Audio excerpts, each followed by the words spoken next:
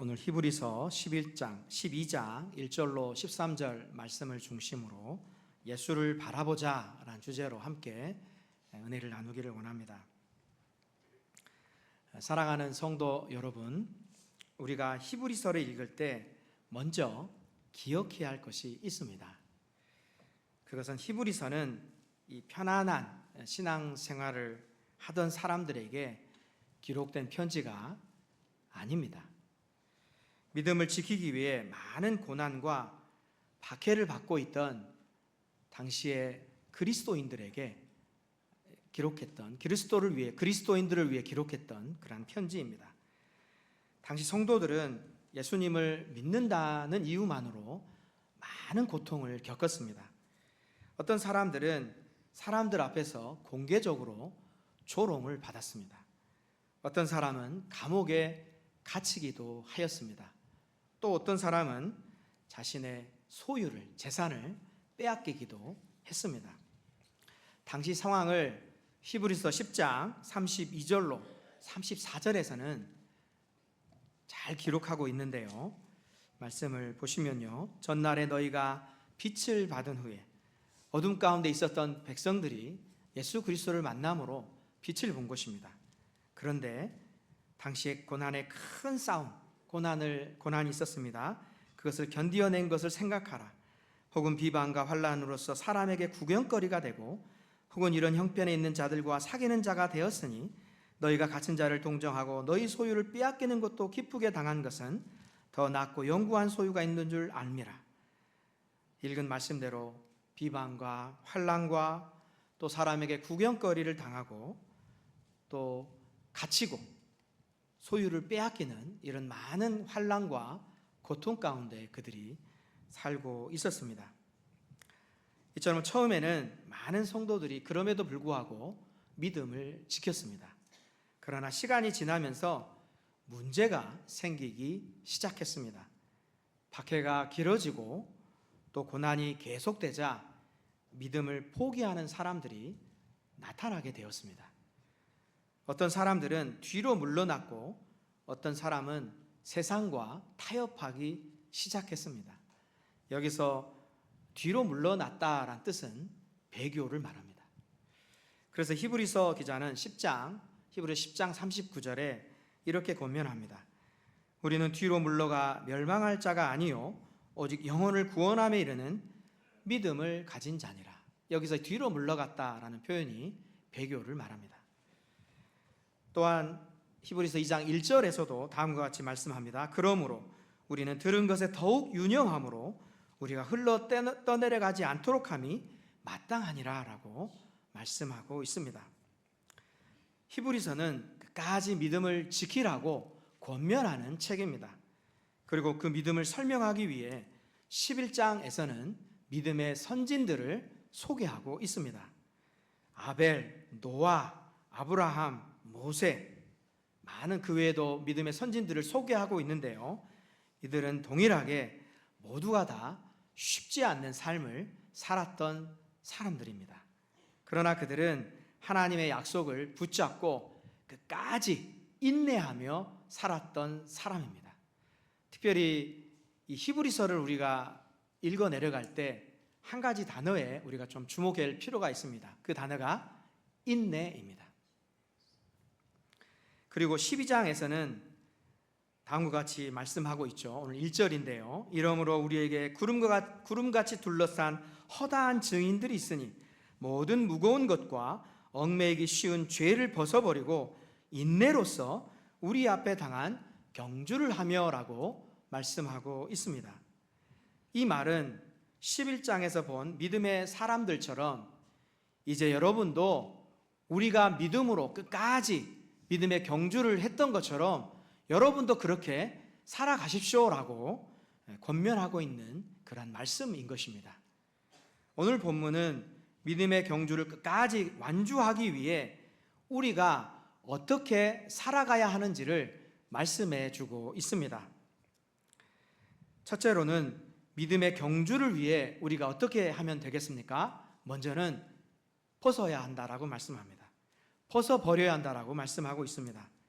본문 1절에서 그 부분을 우리에게 말씀해 주고 있는데요. 제가 먼저 읽었는데 이번에는 다 같이 본문 1절을 함께 읽도록 하겠습니다. 함께 읽도록 하겠습니다. 이러므로 우리에게 구름같이 둘러싼 허다한 증인들이 있으니 모든 무거운 것과 얽매이기 쉬운 죄를 벗어버리고 인내로서 우리 앞에 당한 경주를 하며 아멘. 여기서 허다한 증인들은 누구입니까? 11장에 기록된 많은 믿음의 선진들을 말합니다. 아브라함도 있었고 모세도 있었고 라합도 있었습니다. 그러나 그들은 완전한 사람들은 아니었습니다. 실패도 했고 그들에게는 연약함도 있었습니다. 그러나 그까지 하나님을 신뢰하며 믿음의 길을 걸었습니다. 그들의 삶은 오늘 우리에게 다음과 같이 말해줍니다. 우리도 하나님의 은혜로 끝까지 달렸다. 그러니 너희도 끝까지 달려라. 이렇게 당시 그리스도인들과 우리에게 권면하고 있는 것입니다. 사랑하는 성도 여러분, 신앙생활은 단거리 경주가 아닙니다. 곧 100m 달리기가 아니라는 것입니다. 마라톤과 같습니다. 마라톤 선수는 출발이 중요하지만 더 중요한 것은 완주입니다. 끝까지 달리는 사람이 결국 승리하게 되어 있습니다. 그래서 히브리서 기자는 경주를 시작하기 전에 먼저 해야 할 일이 있다라고 본문에서 말씀하고 있습니다. 그것이 무엇입니까? 모든 무거운 것과 얽매이기 쉬운 죄를 벗어버리라라고 말씀하고 있습니다. 당시에 운동선수들은 경기에 나가기 전에 몸을 무겁게 하는 모든 것들을 벗어버렸습니다. 조금이라도 몸을 무겁게 하는 것은 기록을 떨어뜨릴 수 있기 때문입니다. 오늘날도 운동선수가 가볍게 옷을 입는 것도 동일한 것입니다. 우리의 신앙생활도 마찬가지입니다. 우리도 믿음의 경주를 방해하는 것들을 내려놓아야 합니다. 여기서 말하는 무거운 것이라는 것은 하나님보다 나 자신을 높이려는 교만한 마음일 수 있습니다. 사람들에게 인정받고 싶어하는 명예욕일 수 있습니다. 다른 사람과 끊임없이 비교하는 마음일 수 있습니다. 체면 때문에 하나님의 뜻보다 사람들의 시선을 더 의식하는 마음일 수 있습니다. 또한 지나친 걱정과 염려일 수도 있습니다. 이런 것들은 처음에는 별것 아닌 것처럼 보입니다. 그러나 시간이 지나면 우리의 믿음을 무겁게 만듭니다. 또한 우리의 마음을 지치게 만들고 하나님보다 다른 것을 더 바라보게 만듭니다. 또 본문은 얽매이기 쉬운 죄도 벗어버리라 라고 말씀하고 있습니다. 죄는 한 번으로 끝나지 않습니다. 처음에는 작은 타협으로 시작합니다. 이 정도는 괜찮겠지. 이번 한 번만. 이런 작은 방심이 반복되면 어느새 죄가 우리를 붙잡습니다. 분노도 그렇고 미움도 그렇고 욕심도 그렇습니다. 쉽게 빠지고 쉽게 반복되고 결국 우리의 발목을 붙잡아 믿음의 경주를 하지 못하게 만듭니다. 그래서 히브리서 기자는 먼저 벗어버리라고 말씀하고 있는 것입니다. 벗어버려야 달릴 수가 있기 때문에 말씀하고 있는 것입니다. 그리고 이어서 인내로서 우리 앞에 당한 경주를 하라라고 말씀합니다. 하나님께서는 사람마다 그러나 다른 경주를 맡기셨습니다. 다 동일하지 않다는 것입니다. 왜냐하면 상황이 다 다르기 때문입니다. 어떤 분은 질병과 싸우며 믿음을 지키는 경주를 하고 있습니다. 어떤 분은 자녀를 위해 눈물로 기도하는 경주를 하고 있습니다. 또 어떤 분은 사업의 어려움 속에서 정직하게 살아가는 경주를 하고 있습니다. 또 어떤 분은 믿음 때문에 가족들에게 이해받지 못하면서도 끝까지 신앙을 지키는 경주를 하고 있는 분도 계십니다. 우리에게 중요한 것은 그래서 다른 사람의 경주를 부러워하는 것이 아닙니다. 하나님께서 내게 맡겨주신 그 경주를 끝까지 달리는 것입니다. 그래서 하나님은 오늘 우리에게 말씀하십니다. 짐을 내려놓아라. 죄를 버려라. 그리고 끝까지 달려라. 라고 본문을 통해서 우리에게 말씀하고 계십니다. 사랑하는 성도 여러분, 혹시 지금 우리의 믿음을 무겁게 만드는 것이 무엇입니까? 나의 자존심입니까? 사람들의 인정입니까? 걱정과 염려입니까? 아니면 끊지 못하는 죄의 습관입니까? 오늘 하나님 앞에 그것을 내려놓으시기 바랍니다. 그래야 믿음의 경주를 끝까지 달릴 수 있습니다. 두 번째로 믿음의 경주는 예수님을 바라볼 때 끝까지 달릴 수 있습니다. 본문 2절에서 4절까지 말씀인데요. 사랑하는 성도 여러분, 이제 히브리서 기자는 우리에게 가장 중요한 질문을 던지고 있습니다. 그렇다면 어떻게 이 믿음의 경주를 끝까지 완주할 수 있는가? 그 답을 2절에서 분명하게 우리에게 가르쳐주고 있습니다. 믿음의 주요 또 온전하게 하시는 이인 예수를 바라보자. 오늘 본문의 핵심은 바로 이 말씀입니다. 예수를 바라보자. 11장에서는 믿음의 선진들을 소개했습니다. 그러나 그들은 우리의 최종 목표가 아닙니다. 그들은 장차 오실 예수님을 바라보며 달렸던 사람들입니다. 그러므로 우리의 시선도 사람에게 머물러서는 안 됩니다.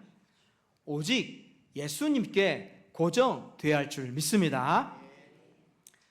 경주하는 선수가 결승선을 바라보지 않고 옆 사람만 바라본다면 어떻게 되겠습니까? 금방 중심을 잃고 넘어지고 말 것입니다. 신앙생활도 마찬가지입니다. 우리가 사람을 보면 실망하게 됩니다. 환경을 바라보면 낙심하게 됩니다. 문제만 바라보면 두려워집니다. 그러나 예수님을 바라보면 다시 일어설 힘을 얻게 될 줄 믿습니다. 본문은 예수님을 믿음의 주요 또 온전하게 하시는 이라고 말씀합니다. 예수님은 우리 믿음의 시작이 되시는 분이십니다. 우리가 예수님을 믿게 된 것도 주님의 은혜입니다. 그리고 우리의 믿음을 끝까지 붙들어 주시는 분도 예수님이십니다. 믿음은 우리의 힘으로 그래서 시작한 것도 아니고 우리의 힘으로 완성하는 것도 아닙니다. 처음도 주님의 은혜이고 마지막도 주님의 은혜입니다. 그러므로 우리는 넘어질 때마다 다시 예수님을 바라보아야 합니다. 예수님께서는 먼저 우리보다 이 길을 걸어가셨습니다. 그래서 본문은 다음과 같이 말씀하고 있습니다. 그는 그 앞에 있는 기쁨을 위하여 십자가를 참으사 부끄러움을 개의치 아니하시더니 하나님 보좌 우편에 앉으셨느니라. 당시 십자가형은 가장 잔인하고 가장 수치스러운 형벌이었습니다. 극심한 고통을 주는 것뿐만 아니라 사람들 앞에 철저하게 모욕을 주기 위한 형벌이었습니다. 예수님은 그 모든 수치와 고통을 피하지 않으셨습니다. 왜 그러셨습니까? 우리의 구원을 이루시기 위해서입니다. 그리고 하나님께서 주실 영광을 바라보셨기 때문입니다. 고난 뒤에 기쁨이 있다는 것을 아셨기 때문입니다. 그래서 히브리서 기자는 우리에게 말씀합니다. 죄인들이 이같이 자기의 거역한 일을 참으신 일을 생각하라. 예수님을 생각하면 낙심하지 않습니다. 예수님을 바라보면 다시 일어설 수 있습니다. 우리의 신앙이 흔들릴 때 가장 먼저 해야 할 일은 문제를 해결하려고 애쓰는 것이 아닙니다. 우리의 시선을 예수님께 돌리는 것입니다. 베드로가 물 위를 걸을 수 있었던 것도 예수님을 바라보았기 때문입니다. 그러나 풍랑을 바라보는 순간 어떻게 되었습니까? 금방 물에 빠지고 말았습니다. 오늘 우리의 신앙도 마찬가지입니다. 예수님보다 문제를 더 크게 보면 낙심합니다. 예수님보다 현실을 더 크게 보면 두려워집니다. 그러나 예수님을 바라보면 믿음이 살아납니다. 그래서 히브리서 기자는 계속해서 예수님을 바라보라고 권면하고 있는 것입니다. 세 번째로 하나님은 사랑하는 자녀를 훈련시키십니다. 5절로 13절 말씀입니다. 사랑하는 성도 여러분, 믿음의 길을 걸어가다 보면 이런 질문을 하게 됩니다. 왜 하나님은 나에게 이러한 고난을 허락하셨을까? 왜 믿음으로 살려고 하는데도 어려움이 계속될까? 히브리서 기자는 그 질문에 아주 분명하게 대답하고 있습니다. 하나님께서 우리를 버리셨기 때문이 아니라 우리를 사랑하시기 때문입니다. 본문 6절입니다. 주께서 그 사랑하시는 자를 징계하시고 그가 받아들이시는 아들마다 채찍질 하심이라. 부모는 자기 자녀를 사랑하기 때문에 때로는 징계하고 훈육합니다. 잘못된 길로 가면 바로 잡아줍니다. 하나님도 마찬가지입니다. 하나님께서 우리를 징계하시는 것은 우리를 포기하셨기 때문이 아니라 하나님의 자녀로 인정하시기 때문입니다. 그래서 7절은 말씀합니다. 하나님이 아들과 같이 너희를 대우하시나니. 징계는 버림받았다는 증거가 아니라 하나님의 자녀라는 증거입니다. 혹시 말씀을 듣는 성도님들 중에 고통과 어려움을 당하여서 내가 지금 하나님께 징계를 받는다라고 여기는 분들이 계십니까? 그것은 하나님께서 나를 사랑하신다는 증거인 줄 믿습니다. 그리고 내가 하나님의 자녀라는 확실한 증거인 줄 믿습니다. 징계가 없는 자는 사생자다라고 말씀하고 있습니다. 물론 징계는 당시에는 기쁘지 않습니다. 아프고 힘듭니다. 왜 이런 일을 겪어야 하는지 이해가 되지 않습니다. 그러나 하나님은 우리의 유익을 위해 일하시는 선하신 하나님인 줄 믿습니다. 10절은 그래서 다음과 같이 말씀합니다. 오직 하나님은 우리의 유익을 위하여 그의 거룩하심에 참여하게 하시느니라. 하나님의 목적은 단순히 우리를 편안하게 만드는 것이 아닙니다. 우리를 거룩하게 만드는 것입니다. 우리의 성품을 변화시키시고 예수님을 닮아가게 하시는 것입니다. 그래서 11절은 우리에게 귀한 약속을 들려주고 있습니다. 우리 11절 말씀을 다 같이 우리에게 주시는 말씀으로 믿음으로 받아 이 말씀을 믿음으로 함께 읽겠습니다. 무릇 징계가 당시에는 즐거워 보이지 않고 슬퍼 보이나 후에 그로 말미암아 연단 받은 자들은 의와 평강의 열매를 맺느니라. 아멘. 우리 한 번만 더 읽겠습니다. 이 징계가 끝이 아니라는 것입니다. 열매가 있다는 것입니다. 그러므로 우리는 이 열매를 바라보고 견뎌야 한다는 것입니다. 한 번 더 나에게 주시는 말씀으로 받아 함께 읽겠습니다. 무릇 징계가 당시에는 즐거워 보이지 않고 슬퍼 보이나 후에 그로 말미암아 연단받은 자들은 의와 평강의 열매를 맺느니라. 아멘. 당장은 눈물이 있지만 나중에는 반드시 열매가 있다는 것입니다.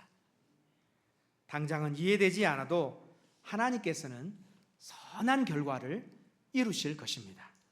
이것을 믿으시기 바랍니다. 그러므로 히브리서 기자는 마지막으로 이렇게 권면합니다. 피곤한 손과 연약한 무릎을 일으켜 세우고. 지금 성도님들 중에 지쳐있는 분들이 계십니까? 기도하다가 낙심하신 분들이 계십니까?